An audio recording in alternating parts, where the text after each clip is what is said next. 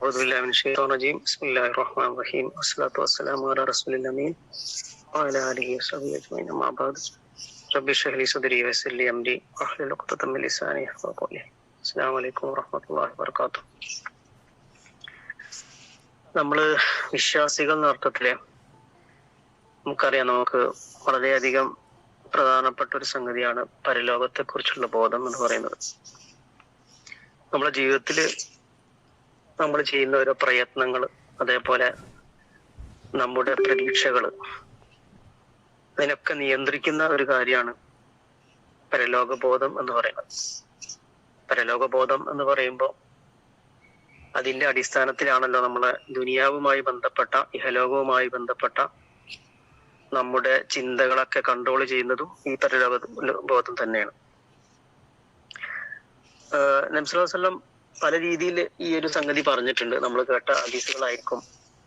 പിന്നെ ഒരു ഹദീസിൽ പറയുന്നുണ്ട്, അള്ളാഹുവിന്റെ അടുത്ത് ദുനിയാവ് ഒരു കൊതുകിന്റെ ചിറകിന് പോലും സമമായിരുന്നെങ്കിൽ അള്ളാഹു നിഷേധികൾക്ക് അതിൽ നിന്ന് ഒരു വെള്ളം, അല്ലെ ഒരു ഇറക്ക് വെള്ളം പോലും കൊടുക്കുമായിരുന്നില്ല. അത് അത്ര പോലും ഇല്ല, അതുകൊണ്ടാണ് കൊടുക്കുന്നത് എന്നാണ് അതിന്റെ അർത്ഥം. നിഷേധികൾക്ക് ഇവിടെ കൊടുത്തു എന്ന് വിചാരിച്ച് അള്ളാഹുവിന് അതിന് പകരമായി നാളെ പരലോകത്ത് പലതും ചെയ്യാൻ വേണ്ടി കഴിയും എന്നുള്ള അർത്ഥത്തിൽ നമുക്ക് അതിനെ വേണമെങ്കിൽ മനസ്സിലാക്കാം. അതേപോലെ തന്നെ നമ്മൾ കേട്ടിട്ടുണ്ടാവും, സമുദ്രത്തിൽ ഇങ്ങനെ വിരലിട്ടിട്ട് കടലില് വെള്ളം എടുത്തിട്ട് ഇങ്ങനെ വിരലിൽ ബാക്കിയുള്ള വെള്ളം എടുത്തിട്ട് പറയുന്നുണ്ട്, ഈ കടലും ഈ വിരലിന്റെ തുമ്പിലുള്ള വെള്ളവും തമ്മിലുള്ള അന്തരമാണ് ഇഹലോകവും പരലോകവും തമ്മിലുള്ളത് എന്ന് പറയുന്ന ഒരു ഹദീസ് നമ്മൾ കേട്ടിട്ടുണ്ടാവും. വളരെയധികം അർത്ഥമുള്ള ഒരു ഹദീസാണത്. വെച്ചാല് ഒരു കടലിലെ വെള്ളവും പിന്നെ അതേപോലെ പിന്നെ വിരലിന്റെ തുമ്പിലുള്ള വെള്ളവും എന്ന് പറയുമ്പോൾ അത് വളരെ നമുക്ക് ഒരുപക്ഷെ ആലോചിക്കാനും പോലും പറ്റാത്ത തരത്തിലുള്ള അന്തരമാണ് രണ്ടും തമ്മിലുള്ളത്. അപ്പോ പക്ഷെ ഇതിലൊരു പ്രശ്നമുണ്ട്. എന്താ വെച്ചാൽ നമ്മള് ഇത് പറയുന്നതൊക്കെ സത്യമാണ്. നമുക്ക് എത്രമാത്രം നമ്മൾ ഇതിനെക്കുറിച്ച് ബോധ്യമായിട്ടുണ്ട് എന്ന് നോക്കിക്കഴിഞ്ഞാല് പലപ്പോഴും നമുക്ക് അത്രയൊന്നും വിശ്വാസം ഉണ്ട് എന്ന് അത്രയൊന്നും വിശ്വാസം ഒരുപക്ഷെ നമുക്കൊന്നും ഉണ്ടായിട്ടുണ്ടാവില്ല. കാരണം വിരൽത്തുമ്പിലുള്ള വെള്ളവും ഒരു മൊത്തം കടലിലുള്ള വെള്ളവും തമ്മിൽ താരതമ്യം ചെയ്തുകൊണ്ട് ഇഹലോകത്തെയും പരലോകത്തെയും ഒക്കെ നമ്മൾ മനസ്സിലാക്കുന്നുണ്ടോ എന്ന് ഒരു നിമിഷം ആലോചിച്ചു കഴിഞ്ഞാല് മിക്കവാറും ഉണ്ടാവാൻ സാധ്യതയില്ല എന്നാണ് നമുക്ക് മനസ്സിലാവാം. അപ്പൊ അത് ഞാനിങ്ങനെ സാന്ദർഭികമായിട്ട് പറഞ്ഞു തന്നുള്ളൂ. ഇഹലോകവും പരലോകവും നമ്മൾ അത്രയും അന്തരമുണ്ട് എന്നുള്ളതാണ്. ഇനി നമ്മള് പിന്നെ ദുനിയാവിലുള്ള, അതായത് നമ്മളൊക്കെ നേരത്തെ പറഞ്ഞതുപോലെ ഈ ദുനിയാവിൽ പരിശ്രമിച്ചുകൊണ്ട് പ്രവർത്തിച്ചുകൊണ്ട് വേണമല്ലോ നമുക്ക് പരലോകത്ത് എത്താൻ. അപ്പൊ ഇങ്ങനെയുള്ള ഈ ദുനിയാവ്, ഇത്രയും നിസ്സാരമായ ദുനിയാവിൽ ജീവിക്കുന്ന 4 ടൈപ്പ് ആളുകളെ കുറിച്ച് പറയുന്ന ഒരു ഹദീസ് ഉണ്ട്. അതില് നബി സല്ലല്ലാഹു അലൈഹി വസല്ലം പിന്നെ 4 തരം ആളുകളെ കുറിച്ച്, ആളുകൾ 4 തരമായിരിക്കും എന്നാണ് പറയുന്നത്. അതിൽ ആളുകളെ തരംതിരിക്കുന്നത് അവരുടെ വിജ്ഞാനവും അറിവ്, ഇൽമ്, അതേപോലെ തന്നെ അവരുടെ സമ്പത്ത്, ഈ 2 സംഗതികൾ വെച്ചുകൊണ്ട് നമുക്കറിയാം ജീവിതത്തിൽ നമുക്ക് പിന്നെ നേരത്തെ പറഞ്ഞതുപോലെ നമ്മുടെ പ്രവർത്തനങ്ങളും നമ്മുടെ പ്രതീക്ഷകളും അതേപോലെ തന്നെ പ്രയത്നങ്ങളും ഒക്കെ കൺട്രോൾ ചെയ്യുന്ന ഒരു സംഗതിയാണ് ശരിക്കും ഇൽമ് എന്ന് പറഞ്ഞാൽ. വിശ്വാസവും നമ്മുടെ ഈമാനും ഒക്കെ ബന്ധപ്പെട്ട് കിടക്കുന്നത് നമ്മുടെ ഇൽമുമായി ബന്ധപ്പെട്ട. നമ്മള് ഇൽമ് എന്ന് പറയുമ്പോൾ നമ്മൾ ജോലി നേടാനും ജീവിക്കാനും ഉണ്ടാക്കുന്ന ഇൽമ് എന്ന് മാത്രമല്ല, ഇസ്ലാമിന്റെ അടിസ്ഥാനത്തിൽ ഇൽമ് എന്ന് പറയുന്നത് പിന്നെ നമ്മളെ മൊത്തം ജീവിതത്തെ നിയന്ത്രിക്കുന്ന ഒരു സംഗതിയാണല്ലോ. അപ്പൊ ആ ഒരു അർത്ഥത്തിൽ നോക്കിക്കഴിഞ്ഞാല് നമുക്ക് അള്ളാഹുവിലേക്ക് അടുക്കാനും അതേപോലെ ജീവിതത്തിൽ നമുക്ക് പ്രയത്നങ്ങൾ വർദ്ധിപ്പിക്കാനൊക്കെ, നമ്മുടെ നാളെ പരലോകത്തെ കുറിച്ചൊക്കെ നല്ല രൂപത്തിൽ കാര്യങ്ങൾ ആലോചിച്ച് ചെയ്യാനൊക്കെ പറ്റുന്ന ഒരു സംഗതിയാണ് വിജ്ഞാനം എന്ന് പറയുന്ന, ഇൽമ് എന്ന് പറയുന്നത്. അതേപോലെ തന്നെയാണ് നമ്മുടെ മാല് എന്ന് പറയുന്ന സംഗതി. നമുക്ക് കിട്ടുന്ന സമ്പത്ത് എന്ന് പറഞ്ഞു കഴിഞ്ഞാൽ അത് നല്ല രൂപത്തിൽ ഉപയോഗപ്പെടുത്തി കഴിഞ്ഞാല് നമുക്ക് ഒരുപാട് സംഗതികൾ നാളെ പരലോകത്തേക്ക് വേണ്ടിയിട്ട് ചെയ്യാൻ വേണ്ടി കഴിയുമെന്നതാണ്. അപ്പൊ ഇതിന്റെ അടിസ്ഥാനത്തിൽ പ്രവാചകൻ 4 തരം ആളുകൾ പറയാം. അതിൽ ഏറ്റവും ഉന്നതിയിലുള്ള ആളുകൾ എന്നുള്ള രീതിയിൽ പിന്നെ നബി സല്ലല്ലാഹു അലൈഹി വസല്ലം പറയുന്നത് പിന്നെ രണ്ടും കിട്ടിയ ആളുകളാണ്. അതായത് വിജ്ഞാനവും അതേപോലെ സമ്പത്തും ഒരുപോലെ കിട്ടിയ ആളുകൾ. അവര് ഏറ്റവും ശ്രേഷ്ഠമായ പദവിയിലാണ് എന്നാണ് ഫഹാദ ബി അഫ്ളലിൽ മനാസിൽ എന്നാണ് ഹദീസിൽ പറയുന്നത്. കാരണം അവരുടെ പ്രത്യേകത പറയുന്നത് നബി സ്വല്ലല്ലാഹു അലൈഹി വസല്ലം പറയാണ്, അവർക്ക് രണ്ടും കിട്ടിയിട്ടുണ്ട്, സമ്പത്തും കിട്ടിയിട്ടുണ്ട്, വിജ്ഞാനവും കിട്ടിയിട്ടുണ്ട്. അവര് അള്ളാഹുവിലെ തഖ്വ, അള്ളാഹുവിനെ സൂക്ഷിക്കുന്നു, തഖ്വ കാണിക്കുന്നു. രണ്ടാമതായിട്ട് പറഞ്ഞത് അവർ കുടുംബ ബന്ധം പുലർത്തുന്നു എന്നുള്ളതാണ്. കുടുംബ ബന്ധം പുലർത്തുക എന്ന് പറയുമ്പോൾ അവർക്ക് കൊടുക്കേണ്ട ഹക്കുകൾ കൊടുക്കും. പിന്നെ സാമ്പത്തികമായിട്ടാണെങ്കിൽ കുടുംബ ബന്ധം എന്ന് പറയുമ്പോൾ അറിയാലോ, ഇസ്ലാം പറയുന്ന രീതിയിലുള്ള സംഗതികൾ, ഒരു മിനിമം കാര്യം പറഞ്ഞതാണ്. കുടുംബ ബന്ധം പുലർത്തുന്നു. അതേപോലെ തന്നെ അള്ളാഹുവിൽ, വിജ്ഞാനത്തിലും സമ്പത്തിലും അള്ളാഹുവിനുള്ള ഒരു അവകാശമുണ്ട്. അത് അവർ തിരിച്ചറിഞ്ഞുകൊണ്ട് ആ രൂപത്തില് പിന്നെ പ്രവർത്തിക്കുന്ന ആളുകളായിരിക്കും. അങ്ങനെയുള്ള ആളുകൾ അതിശ്രേഷ്ഠമായ പദവിയിലായിരിക്കും ഉണ്ടാവുക എന്നുള്ളതാണ്. രണ്ടാമതായിട്ട് പറയുന്നത് വിജ്ഞാനം കിട്ടി പക്ഷെ സമ്പത്ത് കിട്ടാത്ത ആളാണ്. അപ്പൊ വിജ്ഞാനം കിട്ടി, ഒരാൾക്ക് വിജ്ഞാനം കിട്ടി പക്ഷെ സമ്പത്ത്, അയാളുടെ കയ്യിൽ അങ്ങനെ സമ്പത്തില്ല. പക്ഷെ അയാൾക്ക് നല്ല നീയത്തുണ്ട്. എന്നിട്ട് അയാൾ ആലോചിക്കുകയാണ്, അയാൾ നീയത്തിൽ അയാൾ ആലോചിക്കുകയാണ്, സമ്പത്ത് കിട്ടിയ ആളുകൾ ചെയ്യുന്നത് പോലെ എനിക്കും ചെയ്യാൻ കഴിഞ്ഞിരുന്നെങ്കിൽ, അല്ലെങ്കിൽ എനിക്ക് കിട്ടിയാൽ ഞാൻ ചെയ്യുമായിരുന്നു എന്നുള്ള ഒരു പ്രാർത്ഥനയും നീയത്തും ഒക്കെ മാത്രമേ അയാൾക്കുള്ളൂ. പക്ഷെ ഹദീസിൽ പറയുന്നത് ഈ രണ്ടാമത് പറഞ്ഞ ആളുകളുടെ പ്രതിഫലവും ആദ്യം പറഞ്ഞ രണ്ടും കിട്ടിയ ആളുകളുടെ പ്രതിഫലം ആയിരിക്കും. കാരണം അവരുടെ ജീവിതം വിജ്ഞാനം കൊണ്ടും അവർ ശ്രദ്ധിക്കും.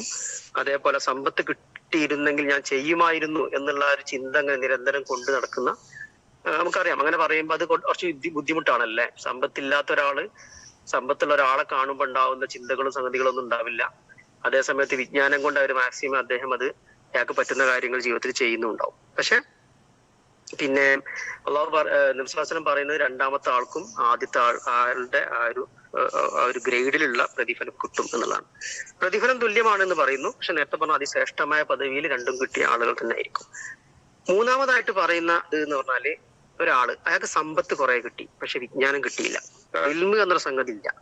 അപ്പൊ അതിലുള്ള പ്രശ്നം എന്താന്ന് പറഞ്ഞാല്, ജാഹിലായതുകൊണ്ട്, അജ്ഞത മൂലം അവൻ സമ്പത്ത് വഴിവിട്ടാണ് ചെലവഴിക്കുന്നത്. നമുക്കറിയാലോ, വഴിവിട്ട് എന്ന് പറയുമ്പോൾ പല രൂപത്തിലാവാം. ദൂർത്തടിക്കലാകാം, അഹങ്കാരത്തോടെ ചെലവഴിക്കലാകാം, പിന്നെ പിശുക്കലാവാം, എന്തോ ആവാം. അതേപോലെ തഖ്വ കാണിക്കുന്നില്ല, കുടുംബ ബന്ധം പുലർത്തുന്നില്ല, അവകാശം തിരിച്ചറിയുന്നില്ല എന്നാണ് പറയുന്നത്.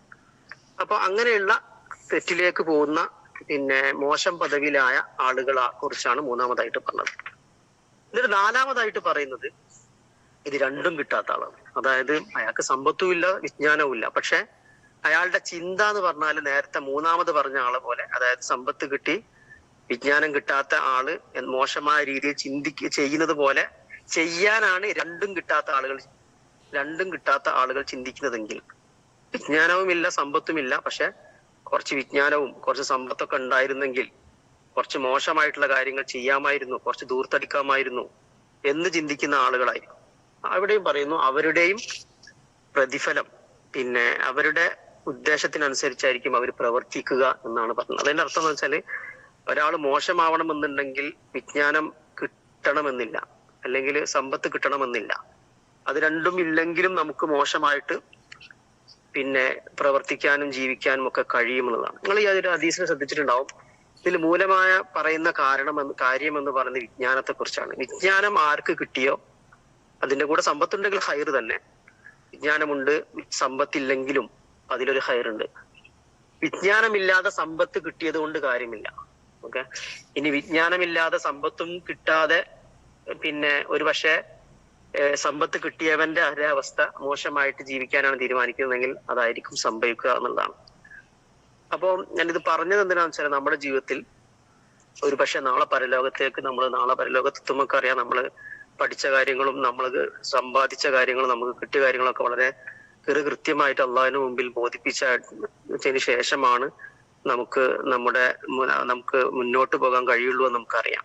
അപ്പൊ അതില് നമ്മുടെ ഈ ഒരു ഇഹലോകത്ത് ആദ്യം പറഞ്ഞതുപോലെ വളരെ നിസ്സാരമായ ഈ ഒരു ഇഹലോകത്ത് വെച്ചുകൊണ്ട് നമ്മളെ കയ്യിലുള്ള രണ്ട് വളരെ പ്രധാനപ്പെട്ട നമ്മുടെ അനുഗ്രഹങ്ങളാണ് വിജ്ഞാനവും സമ്പത്തും എന്ന് പറഞ്ഞാല്, അതിൽ ഏതോ അർത്ഥത്തിൽ നമുക്ക് അതൊക്കെ കിട്ടിയിട്ടുണ്ടാവും. അത് കൂടുതലാണോ കുറവാണോ എന്നുള്ളത് അല്ല കാര്യം. അത് ഏറ്റവും നല്ല രൂപത്തിൽ ആ പരലോകത്തിന് വേണ്ടി ഉപയോഗപ്പെടുത്തുക എന്നുള്ളതാണ് കാര്യം. അത് എന്തിനാണ് ഉപയോഗപ്പെടുത്തുന്നത് ചോദിച്ചു കഴിഞ്ഞാൽ ആദ്യം പറഞ്ഞതുപോലെ ഇഹലോകം എന്ന് പറഞ്ഞാൽ വളരെ തുച്ഛമാണ്. കടലിനെ കുറിച്ചും കയ്യിൽ നമുക്ക് എടുക്കാവുന്ന ഒരു വിരലിൽ എടുക്കാവുന്ന വെള്ളത്തെ കുറിച്ച് നമ്മൾ ആലോചിക്കുക. അതിനനുസരിച്ച് നമ്മുടെ ജീവിതത്തിലെ വിജ്ഞാനവും അതേപോലെ സമ്പത്തും ഒക്കെ അങ്ങനെ ഉപയോഗപ്പെടുത്തുക. പിന്നെ സമ്പത്ത് കുറഞ്ഞതാണെങ്കിലും വിജ്ഞാനം നമുക്ക് ഒരുപാട് അർത്ഥത്തിൽ ഒരുപാട് നമുക്ക് ആർജിക്കാൻ വേണ്ടി കഴിയുമെന്നും ഓർക്കുക. പലപ്പോഴും വിജ്ഞാനം ഉണ്ടായിക്കഴിഞ്ഞാൽ സമ്പത്തിനെ മറികടക്കാൻ വേണ്ടി കഴിയും എന്നും നമ്മൾ മനസ്സിലാക്കുക.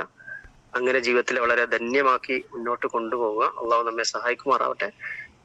ഇതിന്റെ ഒക്കെ പ്രധാനപ്പെട്ട ഒരു കാര്യം എന്ന് പറഞ്ഞാല് ഇതൊക്കെ നമ്മുടെ മനസ്സിൽ തഖ്വ എന്ന് പറയുമ്പോൾ നിരന്തരമായിട്ട് നിലനിർത്തുക എന്നുള്ളത്, അങ്ങനെ ഓർമ്മയിൽ നിലനിർത്തുക. അതിനൊക്കെ എത്രയേ കാര്യമുള്ളൂ, അല്ലെങ്കിൽ ഇങ്ങനെയൊക്കെ പ്രശ്നങ്ങളുണ്ട്, ഇതിങ്ങനെ ചെയ്തു കഴിഞ്ഞാൽ ഇതൊക്കെയായിരിക്കും നാളെ അള്ളാഹു എന്നോട് ചോദിക്കുക എന്നുള്ളൊരു ബോധം നിരന്തരമായിട്ട് നമ്മുടെ മനസ്സിൽ കൊണ്ടു നടക്കുക എന്നുള്ളതാണ് നമ്മൾ ചെയ്യേണ്ട ഒരു കാര്യം.